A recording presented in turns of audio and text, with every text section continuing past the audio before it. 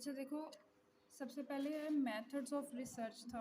Methods of research में हमने जो मेथड्स पढ़े थे, वो थे observational method, experimental method, survey method, clinical method और केस हिस्ट्री मेथड, और इस तरह के डिफरेंट और मेथड्स हैं। अब रिसर्च चाहे किसी भी सब्जेक्ट की होती है, अप्लाइड साइंसेस में हो या साइंस का कोई सब्जेक्ट हो, जैसे साइंटिफिक रिसर्च, जैसे मैंने कल पहले बताया था आपको। साइंटिफिक रिसर्च में कौन कौन से सब्जेक्ट्स आ जाते हैं हमारे पास? बायो आ जाती है, जिसे बायोलॉजी या बॉटनी कहा जाता है। ज़ूलॉजी आ जाती है, केमिस्ट्री आ जाती है, फिज़िक्स आ जाती है। ये वाले वो सब्जेक्ट्स हैं साइंटिफिक जो लेबॉर्ट्रीज़ में होता है, जिनके लिए स्पेसिफिक मीडियम का यूज़ होता है और नेसेसरी होता है। विदाउट लेबॉर्ट्री ये मेथड्स जो हैं अप्लाई नहीं किए जा सकते उन साइंटिफिक सब्जेक्ट्स पे, जो कि मेथड्स यहाँ लिखे हैं। ये किसी भी रिसर्च के लिए होते हैं। अब ये सिर्फ जो अभी मैंने बताया आपको, ये साइंस के सब्जेक्ट्स के लिए बताया था।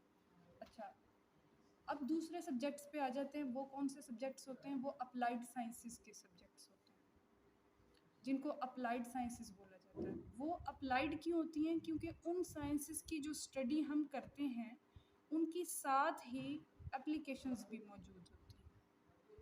जैसे फॉर एग्जांपल अगर हम सोशियोलॉजी की बात करते हैं, तो एक ये अप्लाइड सब्जेक्ट है, सोशियोलॉजी। इसकी स्टडी जब हम करते हैं या इस पे ये वाले रिसर्च मेथड्स जब हम अप्लाई करते हैं, तो हमें एक्सपेरिमेंट्स करने पड़ते हैं, और लाइव एक्सपेरिमेंट्स करने पड़ते हैं, और सोसाइटी में जाके एक्सपेरिमेंट्स करने पड़ते हैं रैंडमली। इनका कोई ख़ास मीडियम नहीं होता, कोई ख़ास एरिया नहीं होता, कोई ख़ास लेबॉर्ट्री नहीं होती, बल्कि हम किसी भी जगह से कहीं से भी रिसर्च कर सकते हैं। इसी तरह फॉर एग्ज़ाम्पल एजुकेशन सब्जेक्ट है, वो अप्लाइड साइंसेस में आता है, या इकोनॉमिक्स एक सब्जेक्ट है, वो अप्लाइड साइंसेस में आता है। इस तरह के डिफरेंट सब्जेक्ट्स हैं जो अप्लाइड साइंसेस में होते हैं। अब ये वो साइंसेज़ हैं, ये वो सब्जेक्ट्स हैं जिसमें रिसर्च जब स्टार्ट होती है तो सोसाइटी के बीच में जाके, और फिर उन पे एक्सपेरिमेंट्स किए जाते हैं। सोसाइटी में रहने वाले लोगों पे एक्सपेरिमेंट्स किए जाते हैं, और फिर डिसीजन लिए जाते हैं, रिसर्च की जाती है और रिज़ल्ट निकाले जाते हैं। यहाँ तक समझ आ गई? ये दो किस्म के सब्जेक्ट्स बता दिए, एक साइंटिफिक सब्जेक्ट और एक अप्लाइड सब्जेक्ट, लेकिन दोनों पे रिसर्च होती है। अब उस रिसर्च में ये चारों मेथड्स यूज़ होते हैं, जिसमें ऑब्जर्वेशनल मेथड है, एक्सपेरिमेंटल मेथड है, सर्वे मेथड है, क्लिनिकल मेथड और केस हिस्ट्री मेथड है। दोनों में यूज़ होते हैं, लेकिन ज़्यादातर जो हम यूज़ करते हैं वो अप्लाइड साइंसेस में यूज़ किए जाते हैं। अप्लाइड साइंसेस में क्यों ये मेथड यूज़ किए जाते हैं? क्योंकि अप्लाइड साइंसेस में जो डाटा होता है हमारे पास, वो बहुत ज़्यादा ह्यूज होता है, बहुत ज़्यादा लार्ज स्केल पे होता है, छोटा डाटा नहीं होता जैसे साइंसेस में होता है। यहाँ तक समझ आ गई? अब सबसे पहले फर्स्ट वाले मेथड को डिस्कस करते हैं। फर्स्ट वाला है ऑब्जर्वेशनल मेथड।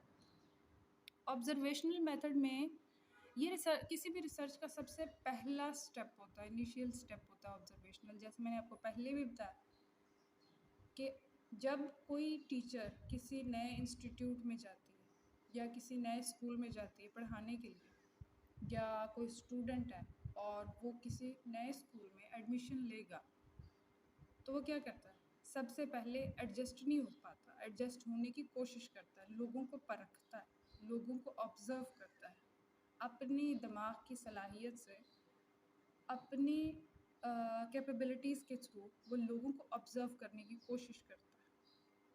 और अगर वो नेगेटिव थिंकर है, तो लोगों में नेगेटिविटी को ऑब्ज़र्व करेगा। अगर वो पॉज़िटिव थिंकर है, तो वो लोगों में पॉज़िटिविटी को भी ऑब्ज़र्व करेगा।